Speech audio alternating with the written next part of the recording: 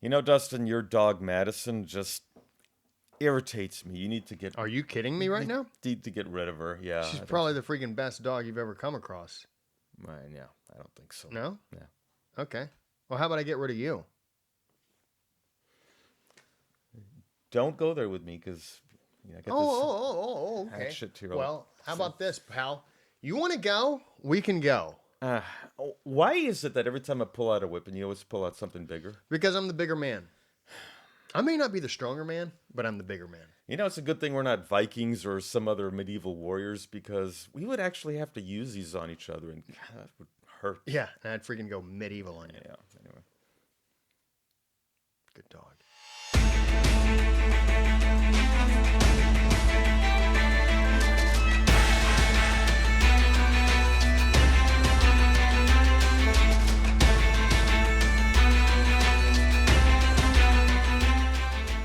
All right, ladies and gentlemen, well, welcome to another episode of the Sons of History podcast. I'm Dustin Bass. And I'm Alan Joachim, and I actually cut my finger with that hatchet. Yeah. I mean, that is a tough hatchet. That is a tough hatchet. No, how about you don't know how to wield an axe, even like a child-sized play school axe. Is this a hatchet or a tomahawk? I always wondered. I don't know. I guess it depends on where you are in the world. Anyway, so you know, next time, man. Yeah, next time keep the cover on it and protect yourself. Well, ladies and gentlemen, we got a fun show for you.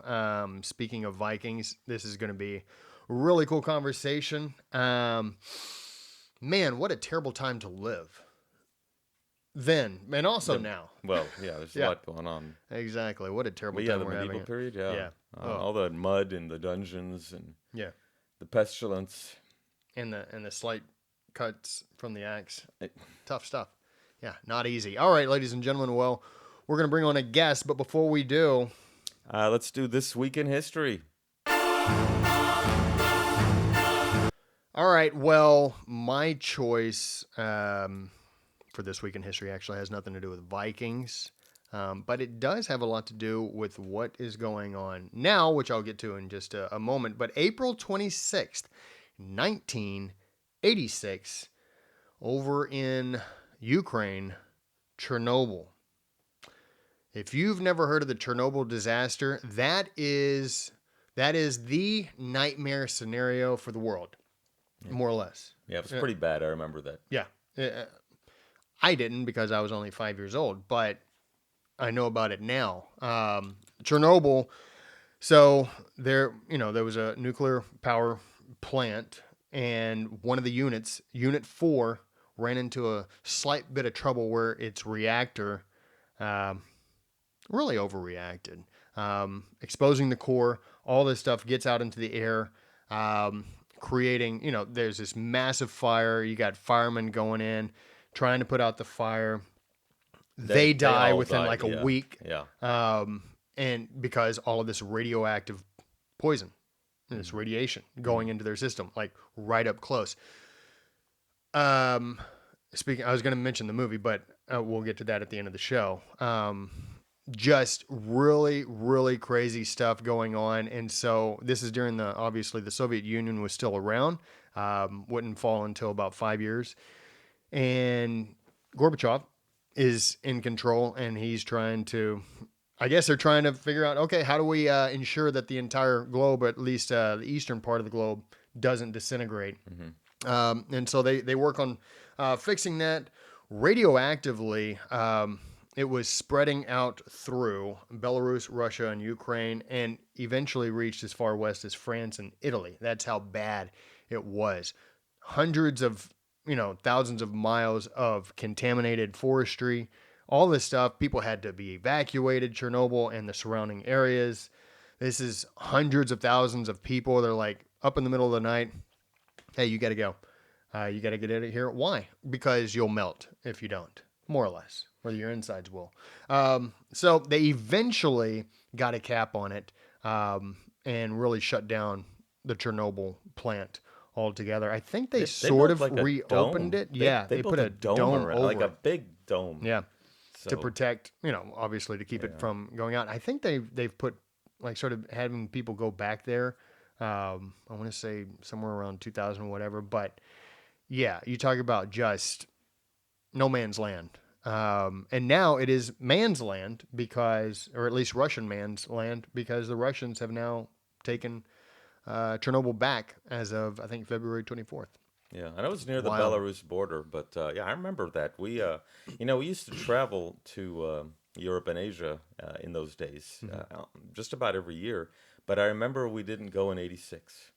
We were there in '85, not to Russia or Soviet Yeah. Union, but no, we'd be in Europe, Lebanon, places like that, and then yeah, we're there in '85, but we didn't make it in '86. Did go in '87, but part of the reason was because we're like going, eek, we're not, So summer, when y'all were going to go, summer, it'd be that had summer. already happened. Yeah, because Okay, so you were going to this go in the was in summer. April, yeah, Okay, and then okay. we'd go in the summer. Yeah. But Yeah, wise choice, I think. yeah, I know, it's no flinching or Yeah, I'm sure your dad was like, "Look, Alan, as much as you annoy me, we're staying home. Yeah, where do you think I I'll got preserve your life." the little hatchet? Anyway, China, yeah, actually, it was from China. It's probably made with radioactive material. So. probably. That's how they get you. Well, no, but I do remember that. So, all right. So mine is going to be April. Man, do you have a Band-Aid? Oh gosh, you're about to All right, bleed out. I'm telling you. All right. So mine is going to be April the 25th of 1898. Now, um, the United States declared war on Spain. It was the start of the Spanish-American War. Now, there had been a lot of tension between U.S. and Spain at the time. We had the Monroe Doctrine. We didn't want any Europeans having empires in the Western Hemisphere. And, the Cubans were like not really wanting to be under Spanish dominion. They wanted to be independent. So, we were very sympathetic to the Cubans at that time. So, what happened was that on February the 15th, one of our ships, the USS Maine, blew up in Havana Harbor. Mm-hmm. And, we had a guy named William Randolph Hearst who he liked to sell newspapers. And, Oh yeah. war sells newspapers. And, kind of like CNN and, New that York type of thing. Times, trash. Yeah, Yeah. other trash. So Hearst was like, pushing Pierce Morgan. They're all pushing for war, and then the Democrats were pushing William McKinley, who was a Republican president. We need to go to war. So, finally he, on April the 25th of 1898, we declared war. Now there was a blockade going on, and Spain. We told Spain they need to get out. They're like, screw you. This is our territory. So. They cut off diplomatic ties with us, and then we started a blockade, and then we had the declaration of war. And there was a lot of key people in this that became quite famous. Teddy Roosevelt was one of the big ones with Right. his Rough Riders. You had Lord Leonard Wood, who you had Fort Leonard Wood now. Joseph Wheeler, Admiral George Dewey. So. It wasn't a very long war. It lasted from April until August, and when the war ended, we ended up with a vast, overseas empire practically. We had the Philippines, we had Guam out, in the Mariana Islands. We had Puerto Rico. Now we did we did control Cuba for a little bit, but just for a little bit, but then we gave it, and the Cubans have had independence ever since. So, so if you ever wondered how did we end up with Puerto Rico or Guantanamo Bay or on Cuba or the Philippines, it was because of that war. We kicked ass big time. Yeah, so, we did. George Dewey's ship, you can actually visit that in Philadelphia. I think it's called the Olympia or Olympic, one of the two. But it's actually, I did go visit. I stood on the very spot where. Very interesting. yeah, I have a painting of that boat, but I can't find a frame for it. Okay, well, can't help you there. No. But do you have Band-Aids? I mean, Are you done with that? All right. That's This Week in History. All right, ladies and gentlemen. Well, we've got Don Hollway. He is the author of The Last Viking. Do not get blood on the pages. You idiot. Anyways, or on anything. This is The Last Viking. It's the true story of King Harald Hardrada, and it is a fascinating read. We've got Don with us, but he's also the author of another book that's coming out, I think, in just a month, which is At the Gates of Rome, the Fall of the Eternal City, AD 410. And I'm really looking forward to that one because I loved this book. So we've got Don on the line. He is the possessor of probably the coolest background of somebody that we've had on the show. Don, how are you doing, my friend? I'm well. How are you guys? We're good. We are good. We're really looking forward to this conversation. I'll point out that that's not a Zoom background. That's the real stuff back there. That is the real stuff because you reenact this stuff, don't you? I do. Typically, I do more 17th century than Viking stuff to go out and sell the book. I've been at a couple of Viking events, and one of the guys told me that I look like I'm from Viking corporate headquarters. So I think I have to work on my impression a little bit. Yeah, you better believe it. Well, I like it. I mean, that's the real thing. I thought that was like what you see behind us. Fake. Yeah, this is not a real bookshelf. Those aren't real Don't books. make me start swinging the axe around over here. Oh man!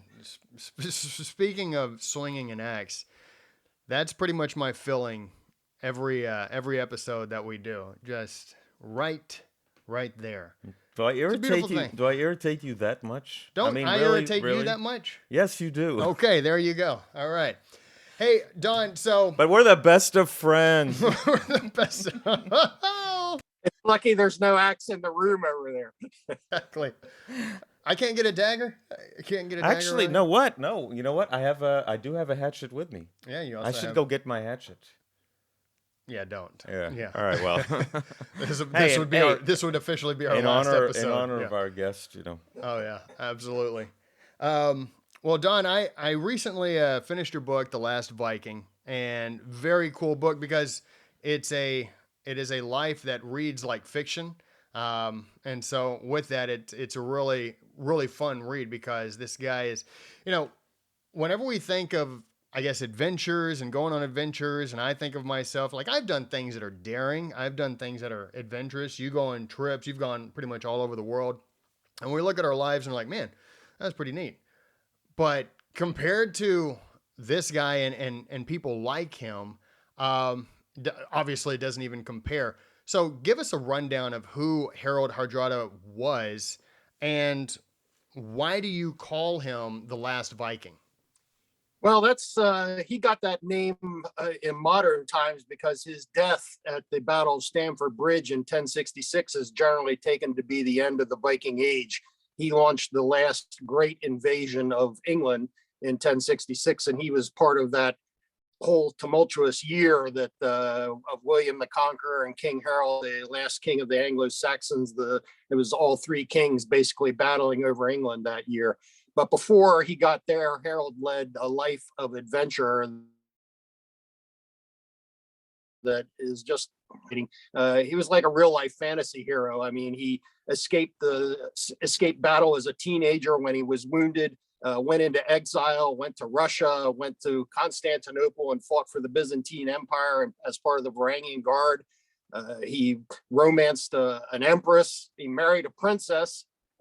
Returned home a rich man and basically bought half the kingdom of Norway, and then waged a 15-year war with Denmark. He just lived a Viking's life, and he died like a Viking as well. Yeah, isn't there a song? Yo ho, a Viking life for me. You know what? I shouldn't even have said that. That was on par with a lot of your jokes. I apologize. Go ahead. Yeah, well, then it was funny. All right, the question I was going to ask, and there's a reason why I'm asking, because I'm going to follow up, or as Saki would say, I'm going to circle back here. Circle back. Was he a Christian? And if he was, what kind of a Christian? Was he Catholic? And how did he get involved with the Byzantine Empire? Because that it's hard to imagine that, when he was around, the Byzantine Empire was still in existence. So He was a Christian. Most of the Vikings had been converted to Christianity by that time. Even a couple of his predecessors were already Christian. But define Christian. I mean, there was a different kind of Christian in those days. He would not be what you would call a religious fanatic these days. Christianity to him was useful as a means of ruling his subjects.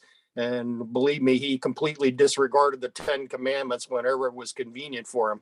He would have been technically part of what we would call the Catholic Church. The Catholics and Protestants, of course, hadn't split by that time. And even in his youth, the Eastern Church and Western Church had not yet split. But Harald, when he was over towards Byzantium, they had a more Eastern Orthodox way of going about things. And I believe it was in 1055 that the Eastern Church and the Western Church finally had the Great Schism and decided they couldn't be the same thing anymore. So by that time, he had returned to Norway and actually brought in some of the Eastern Orthodox priests who wanted to preach to the Norwegians. This really irritated some of the Catholic bishops in Bremen at the time, who thought that Norway should be, part of their diocese. But Harald was the king, and he couldn't care less what they thought. I sort of like you couldn't care less what I think. I love you, man. I do care about some of the stuff. Now, our religious aspects, we're a little. I mean, we're both Christian, exactly. But, you don't even know. Yeah. That's sad. Hey, speaking of, so he's involved with the Byzantine Empire. Give a little bit on his relationship with the famous Empress Zoe.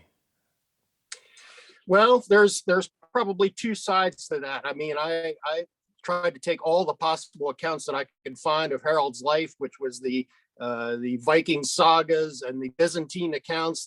He appears in their accounts, but to the Byzantines, he was not a Byzantine. So, I mean, he rose to incredible lengths of power for a Viking in that time period, but to the Byzantines, he was still a foreign mercenary. So he's mentioned by name, but they don't talk about a lot of the stuff that I talk about in the book. You have to go to the Viking accounts for that,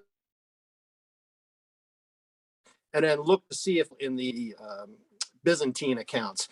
So he joined the Varangian Guard, which was an all Viking unit of mercenaries that served as bodyguards for the emperor, but also served as an elite fighting force. And basically, as soon as he came down and went into the capital to join the Varangians, he came to the attention of Zoe at that point. She was a powerful and dangerous woman. She was probably 30 or 40 years older than he was. She was said to have murdered, at that point that they met, she was said to have murdered her previous husband. And while they were together, she was said to have murdered the second husband. But she took him on as a protector, I think, is the best way to say it. He was coming up through the ranks, and these people were going through some turbulent political times. And, turbulent politics back then was conducted at sword point. I mean, people got killed pretty regularly. And in Byzantium, I mean, not just killed, I mean, blinded and, gruesomely tortured. She needed somebody on her side. Harald was a mercenary. She took him on in that function, but they became lovers, if you believe the Viking accounts. I mean, I took a lot of that. That's what they said, so that's what I repeated. I mean, there's probably a certain amount of Viking BS in the stories, but a lot of it's backed up. The things that he said that he did, there's enough in the Byzantine accounts that back up what he says, so you can kind of take him at his word on much of the rest of it. So, not a woman to be trusted, obviously. And in your book, there's sort of this, like he will not take more or less a knee, but he'll go to bed with her more or less. But she eventually turns on him. I want to start from that point. In your book, you more or less suggest that she turned on him. He's imprisoned. How did he go from being imprisoned with, I think, two of his closest friends and allies and Vikings? Ulfen. Yeah. Outdoor. Right. Yeah. And go from that imprisonment to escape to eventually becoming the king of Norway? Well, he helped Zoe through basically a palace revolution, and she came out on top. So they were together, but this was when her second husband was dead. So she needed to bring in another husband as emperor, because women they weren't empresses, ruled as queens, but they didn't rule. You needed a man as an emperor. So she brought in a low-level bureaucrat, basically, closer to her age than Harold was. But this guy, Constantine the Ninth, had his own baggage. He had a girlfriend, mistress that he didn't want to give up. And at that point, Zoe didn't care. She was like, this is a marriage of convenience. We're not in it for romance or anything like that. Bring her on in. But nobody expected what happened. Her name was Maria. And when she met Harold, there was instantly sparks between them, and they conducted an affair. And this is all coming straight out of the old Viking sagas. I mean, this is repeated on a couple of different accounts. So when Zoe found out about this, she more or less turned on Harold at that point, and basically cooked up a bunch of reasons to have him thrown in prison. He escaped. Sort of a semi-legendary tale that the ghost of Olaf, his brother who had been killed at Stiklestad, appeared to a local woman in her dreams and sent her to help him get out of prison. But I think the reason he got out was because he was covered by the Kievan Rus. The Russians had come down to launch an invasion of Constantinople, and that sort of gave Harold the cover to get out of town with his life. He ended up taking Maria along with him, basically, and once he was out of prison, invaded the palace and busted her out of a room and put her on a ship, and they escaped Constantinople. But they both knew that it wasn't going to work out in the long term. She was a warm weather Byzantine. She was not going to want to be a cold weather princess of Norway, and they split up, and he sent her back. And so, yeah, so he leaves, and then he's heading back home, more or less, and he's, I guess you would say, filthy rich, and now he's ready to, I guess, take his somewhat rightful place on the throne. At that point, he had been fighting for Byzantium for better part of 10 years, rounded off 10 years, accumulating loot. Every time they took a city by storm, he would have his loot collected and sent north to Grand Prince Yaroslav and of Kiev, who kept it in trust for him. So when Harold finally did have to get out, he was reputed to be the wealthiest man in the north, and was able to basically, I wouldn't want to say bought a bride, but he was able to marry Yaroslav's daughter, Elizaveta, the princess of Kievan Rus, and took her back to Norway as his queen. Now I'm gonna play a major what-if scenario on you, or it's gonna be kind of a couple of what-if scenarios here, okay? And that was one of the reasons why I asked you the question about his faith. And I'm bringing this question based on, and I know I always butcher his name. He's the historian Hilaire Belloc. Yeah, you know how to. Just pick one. You know who I'm talking about. You know. I know who you're talking about. Okay, well, he one of his books, he stated that William the Conqueror brought Catholicism to England, or he brought Christianity to England, which to him was the same thing, because England really wasn't much of a really good Christian country. So now here comes the what if questions. First, why did Tostig? I know Tostig probably needed King Harold's strength to beat his brother, Harold Godwinson. What if he didn't ask Harold? Would Tostig have even rebelled against Harold? Would they have united against William the Conqueror? What if Harold and Tostig won? Would they have been able to beat William the Conqueror? And then you just look at all the scenarios that took place since then.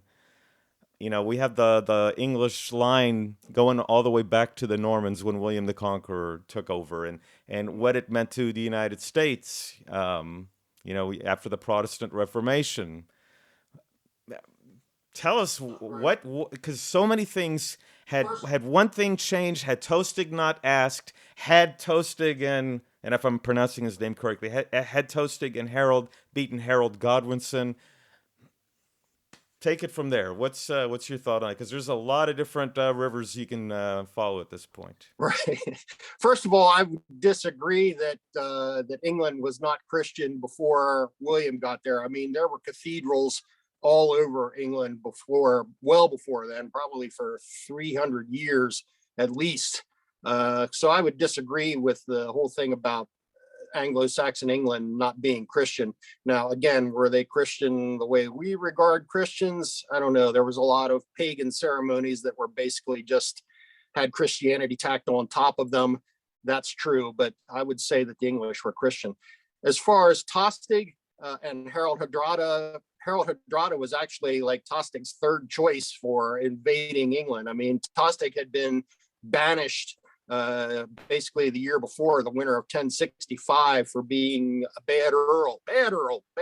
He had been brutalizing his people in Northumbria until they basically rebelled against him. And the king at that time was Edward the Confessor, and Tostig's brother Harold was sort of the man behind the throne. He was the Duke, the under king, they called him. He was really the power behind the throne.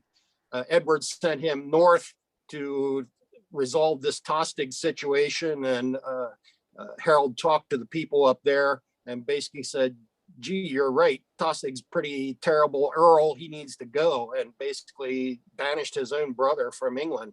So Tostig spent the spring and summer of 1066 basically being a pirate. He recruited a bunch of men and tried raiding up into Northumbria and basically got his butt kicked and thrown back into the English Channel. He actually asked William the Conqueror to help him join a rebellion and take the English throne.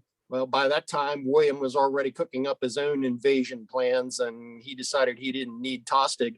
Tostig went up to King Svein of Denmark, who was his distant relative, and asked him to join the rebellion, to come and invade England. Svein had been fighting Harald Hardrada for 15 years at that point, and he knew as soon as he went to England that Harold would sweep in and take Denmark from behind him, so he wasn't interested in that either. So finally, Tostig ended up in Norway, and Harold, as I said, had been fighting Svein for 15 years, trying to basically reunite the North Sea Empire of Canute the Great, which had been England, Norway, and Denmark, which fell apart after Newt died. But so Harold was trying to do that, and having not achieved that with Denmark, he thought, okay, here's a chance to do this with England. Let's join Tostig and go invade.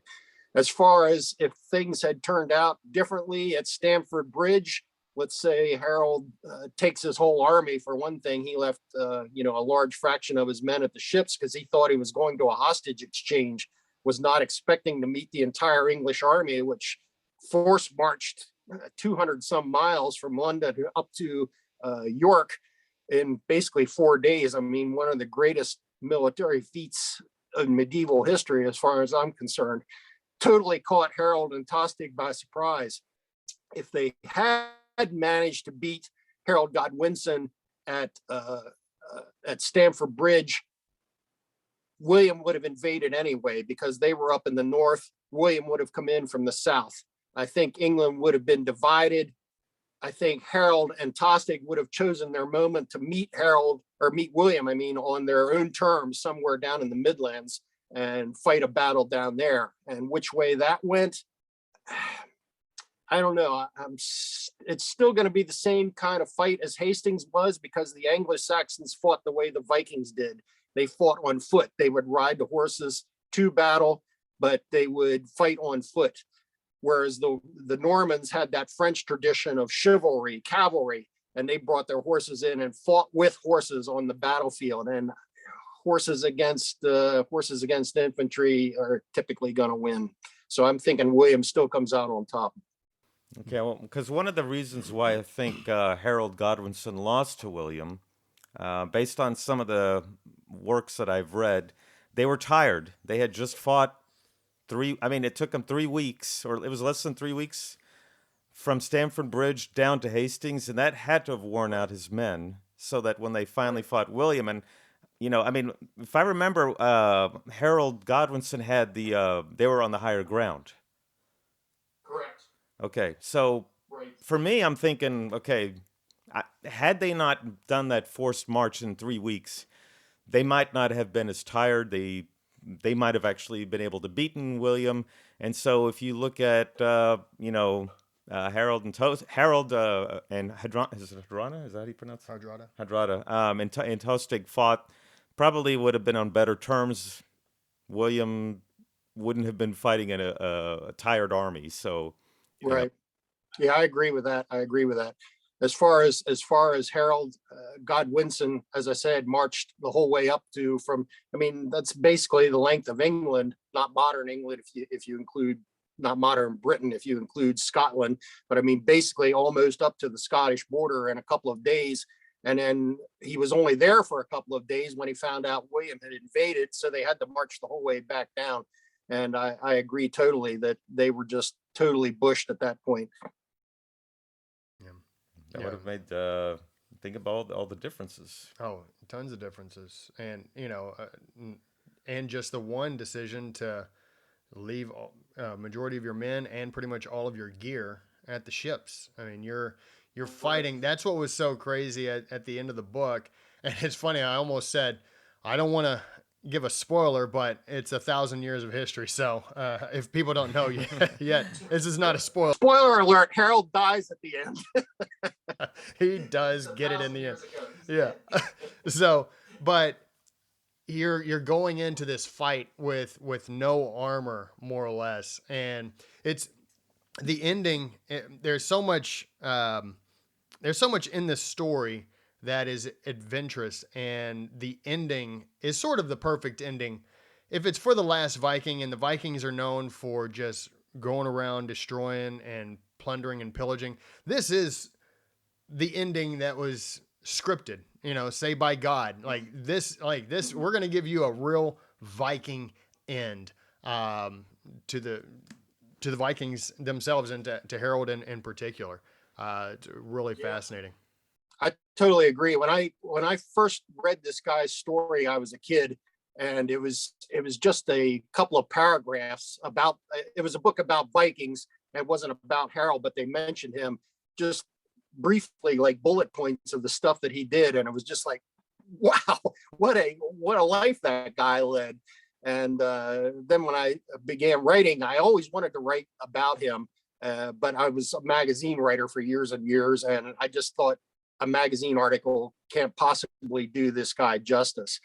So then finally my agent came around and said, Vikings are really hot right now with all these TV shows and everything. And he said, do you know anything about Vikings? And I was like, let me tell you a story. I mean, it's like, I've been waiting all my life to write this book. Well, the book is The Last Viking. Don, you've written a superb piece on Harold Hardrada, and I want to ask my last question, because if people read the book and get the same, not emotional roller coaster, that's stupid, but just the view of how you see this person, and it's like, man, it's a really cool guy. And then later on, I'm like, this guy's sick. I mean, he is a really, really cruel person. And then at the end, you're like, wow, what an incredible ending, right? And I want to point to your last page on your book, and it's just something that Alan and I discuss quite often on the show, and this is how to view people that are in our history, how we should view them and not place them on the same moral standard as what we have today, right? And you write this: the hindsight of 1,000 years offers little clarity when none but the dead can know the ultimate truth. Who can say what our descendants a millennium hence will make of us? The study of the past really is like peering into a dense fog. It's our futile efforts to make sense of the present, however, that leave so many of us wistful for the simple day of the sword. How should we view King Harold? And when people may say, "Oh, don't praise this guy. This guy was terrible," what is your response to something like that? I would agree with him. At the end, he was terrible. I mean, he's the perfect example of absolute power corrupting absolutely. He started out with basically nothing, and at the end, they called him the hard ruler, the tyrant. Nobody called him that to his face, but that's what they called him. And yeah, I agree that people have to be judged by the standards of their time. Right and wrong are, I think there are absolute standards, but boy, how do you put this? People view those standards differently depending on their circumstances. A lot of the stuff that Harold did that we would describe as terrible would not be unexpected, would actually be expected of him in those times. So yeah, he comes out bad from our viewpoint, and certainly bad from a lot of the viewpoint of a lot of people back in that time. But everybody understood what he was doing. He was not doing anything particularly sinister by Viking standards. So to use those rules, not as terrible as people would think. Yeah. Well, it's kind of like, we've had, you and I, we've had discussions about Achilles. When I read what Achilles did, I'm like, man, he was not a nice guy, but he was praised. I mean, I know Hector he had competition with Hector as to who was the more noble, but Yeah. Achilles was pretty brutal. Yeah. But to judge him by today's standards, he would be banished. You're banned. You're banned. The Banished Inquisition would. Yeah. You're out of here. He would definitely not make it on Twitter. Let's just say that. Okay. Yeah. You're out of here. You're out of here. Well, hey, Don, it was fantastic talking to you. Thanks so much for writing this awesome book. This is, ladies and gentlemen, go get it. The Last Viking. It's the true story of King Harald Hardrada. And that is Don Hollway. Don, thank you again. Thank you for having me. I really appreciate it. Before you leave, is there anything that you want to point out about what you have behind you? Any thing in particular? This is something that's pretty cool. Well, let me see. The set of armor back here over my right shoulder is a Byzantine set of armor. That's what they would have worn in the East when Harold was down there fighting. It's called lamellar armor with the scales. And if you can see the one over my right shoulder, it's not too well lit. That's a set of chainmail that would have been more Western, more what the Vikings would have worn. But that thing is heavy as all get out. I don't wear it all that much. Yeah, your shield behind you apparently is the same shield that's on here. It's just yours is white and black, and this one is red, blue, and black. Yeah, Harold's flag was called Land Waster. Had a black raven on a white field. The raven on a white field was a long time Viking symbol. That was the typical Viking flag that they carried for hundreds of years. If you've ever watched The Last Viking, Ubba, the Viking in that part of the Great Heathen Army, which is a couple hundred years before Harold's time, he had a raven flag. It was symbolic of Odin. The raven was symbolic of Odin, so that was the Viking symbol. Cool. Yeah. Well, The Last Viking is out. I'll give you a plug here. You've got a new book coming out next month, I believe, correct? Yeah, beginning of May. It's called At the Gates of Rome. It's about the fall of Rome in 410 AD, particularly from the viewpoint of the two main protagonists, which was Stilicho, as far as I'm concerned, the last great Roman general, and Alaric, who was king of the Goths. Who was the man who actually conquered or sacked Rome in 410 AD. But the two of them had a pretty interesting on and off relationship for a generation leading up to that. Started out as enemies, ended up as compatriots on the same side in the battlefield, ended up as enemies again, made peace, and were basically trying to reunite the whole Eastern and Western Empire at the end, when Stilicho was basically betrayed by his political enemies and things sort of fell apart. Well, I look forward to reading that one. That sounds pretty fascinating. Well, anything else you want to add? No, I think I was going to ask about the horns, but then I was told that yeah, that didn't exist. So No horns, no horns, no wings, no horns, no wings. If I had showed up like that at the Viking reenactment units, they'd have thrown me out.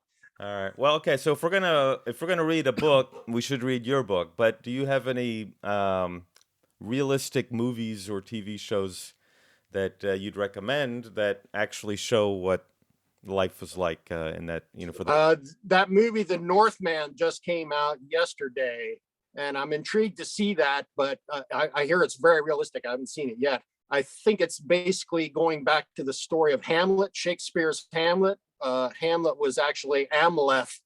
He was a Danish prince. I'm not sure how realistic or fictitious he was, but this is basically a remake of his story. So I'm anxious to see that.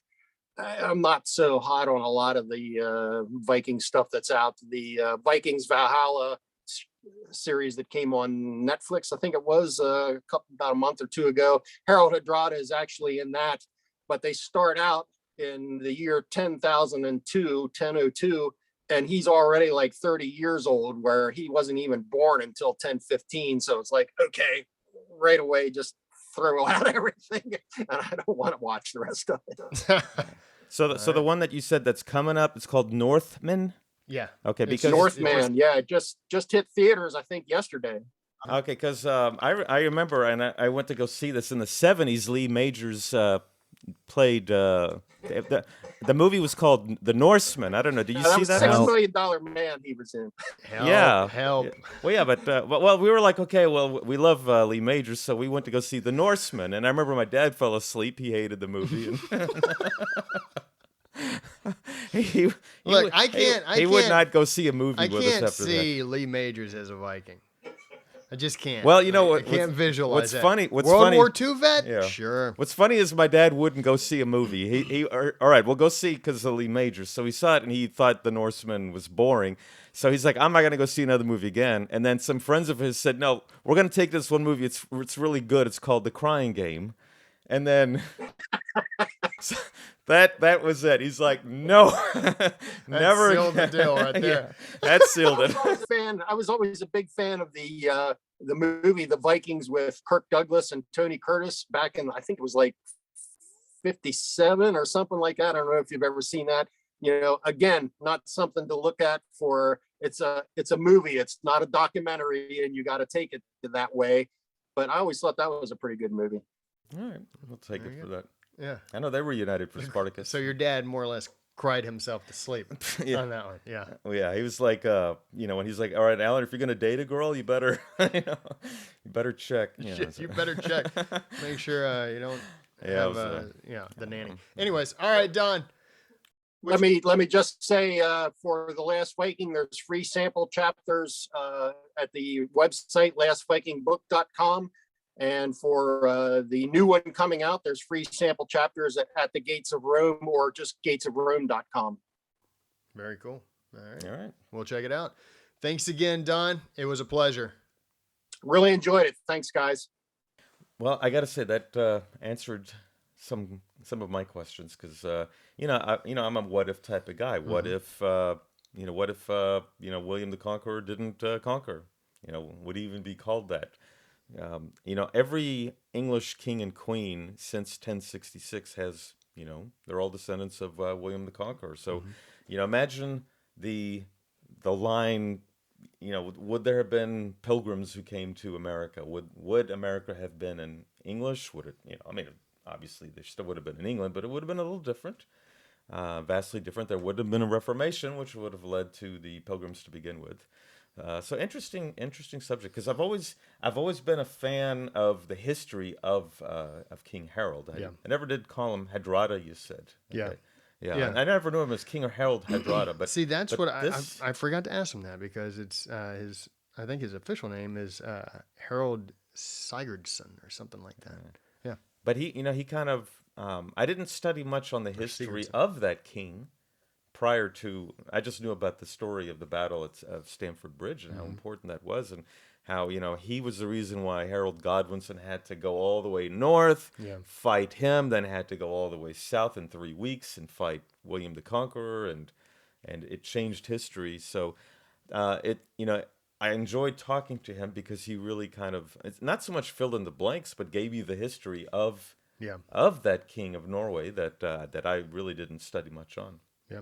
Yeah. It's a really cool conversation. And I'm going to just say this. I'm proud of you for holding it together despite losing all that blood. Well, Because I know you started getting lightheaded, because that's a deep cut. well, First cut is the deepest, as Cheryl Crow would say. Well, since I'm one of those woke types that has to go to a safe space, I happen to be carrying one of those little diaper pins. So, Oh, yeah. Okay. So I carry diapers in Very interesting. my safe space. I'm done. All right. Book and movie recommendation.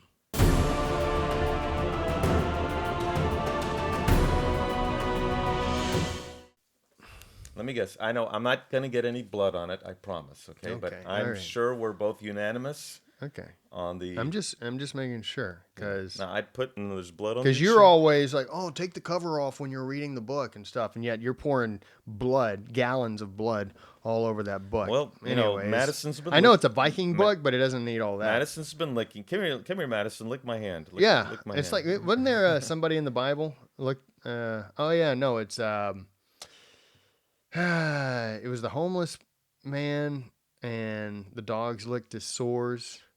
But there was also Jezebel when she fell out the window, and the dogs licked up her blood. Yeah. Yeah, I think you would go with the Jezebel quite easily. All right, so yeah, The Last Viking.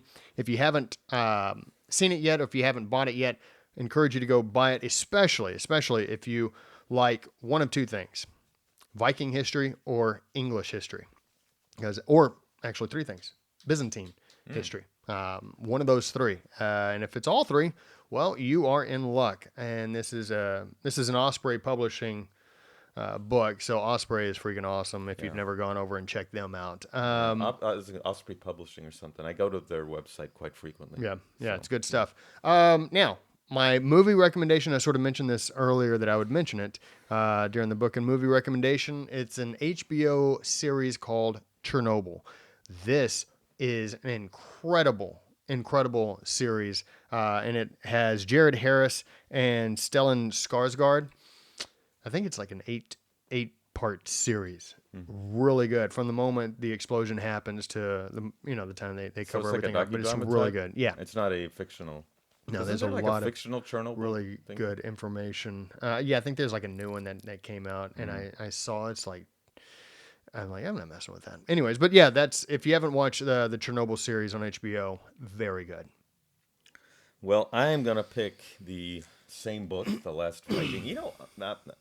Before I get into this, I noticed Stephen Harding. That's not the Stephen Harding that we're in. This is a different Stephen Harding. Okay, because that's. Yeah, one has a G, one doesn't. Yeah, Hardin is what Stephen L. Hardin. Blood all over I that. don't- Are you freaking kidding me? Come here, Madison. You're not doing your job. Lick. She's licking herself. Okay, so my book, The Last Viking, and has some great history. Talks about the man who fought Harold Godwinson and lost. Yeah. And but no, I mean, this really is a good book. I went through it. I didn't read it cover to cover like you did, because I just didn't. I'm not a fast reader like you. No. But from what I read, But you retain way more than I do. I So, do, yeah, you have that is a ability. gift. Me, Oh, thank God. Yeah, exactly. So. And speaking of losing at Stamford Bridge, there is a really cool twist, actual twist, at that part, which you will love. Okay. Ironic. All right, now for my movie of the week, it's how I mentioned for the Lee Majors? No, not the Oh, Norseman. okay. No. That movie sucked. That movie Yeah. sucked. I mean, it kept my dad from ever going to a movie again until The Crying Game, which, Of course, bad decision. So, all right, but no, for the movie is going to be, and I have done this one before. It's called The Rough Riders. I did it before, but since this was the April 25th, 1898 was when we declared war with Spain, Spanish-American War. The Rough Riders. Now, that movie came out in 1997. It was actually a miniseries. So it had quite a few people on here, and I am going to go through that list because I think it's Tom important. Berenger. Tom Berenger's on Teddy there. Roosevelt. That's who he plays. Teddy Roosevelt. He plays Teddy Roosevelt. That's right. Then you have Sam Elliott. Everybody loves Sam Elliott. Oh yeah. Dale Dye. He plays Leonard Wood. You know Dale Dye. Nope. You know Dale Dye. He's got the mustache. He's been in every war movie. He's the guy that has made war movies better. Okay. Captain Dale Dye. Let's see. Brian Keith. Come on. Of course. You know that movie about the twins. Yeah. The twins. Yeah, the twin. Yeah, was it the? You know who I'm talking about? Danny The DeVito and Parent Arnold Trap. Schwarzenegger. No, the Parent Oh, okay. Trap. He was also in that Buffy's whatever the Vampire Slayer? Affair, I don't know. Arlie M. Ernie. Oh, God, I can't believe I said that. Arlie Ernie. What are you talking The about? sergeant, the drill sergeant. Lee. Yeah, Arlie Ermy. I can never pronounce his name correctly. That's why he choked me. There's a photo of him choking me. George Hamilton. He played Hearst. Then you had Brad Johnson was kind of like the narrators. So I think this was a week ago that I said, "Hey, you no longer go through the IMDb list." Well, yeah, no, but see, and here you are going through it. Here's why. Reverting back to Because your terrible the ways. last one, it's For You Women. Chris Noth, the guy who plays Big from Sex and the City. He's in that movie too. Yeah, so. he is. Yeah, so it's not completely accurate, but it's mostly accurate. So, It's but mostly accurate. Yeah, you get. Well, that's good. You get kind of the Creative gist, so. license. Yeah, which happens quite a bit with Hollywood. All right. Well, ladies and gentlemen, that brings our show to an end. Do you want us quickly go through? Yes, we have YouTube. Subscribe. We have like us on Facebook. We have follow us on Instagram. We're on Rumble, and we have our own website, www.thesonsofhistory.com. We really should do that at the beginning of the show. You think so? Yeah. I don't think many people get to the very end of the show. Well, In fact, I would guess probably less than 0.000. All right, ladies and gentlemen, that brings our show to an end. We'll talk to you next week. hey, really, I need a Band-Aid. I mean.